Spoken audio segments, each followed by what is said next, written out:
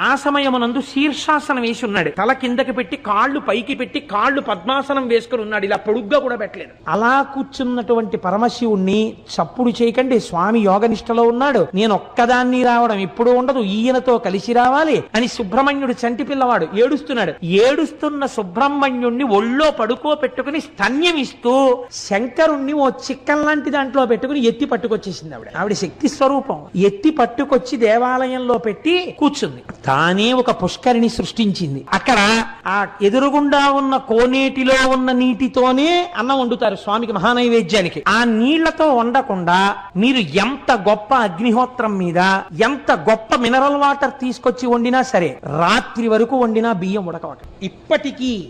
ఇప్పటికీ కూడా ఎదురుగుండా ఉన్న కోనేటిలో నీటితోనే అన్నం వండుతారు. ఇప్పటికీ మీరు కవచం తీసి చూపించమంటే చూపిస్తారు. చూపిస్తే సుబ్రహ్మణ్యుణ్ణి పడుకోబెట్టుకుని పాలిస్తూ ఉంటుంది అమ్మవారు. పక్కన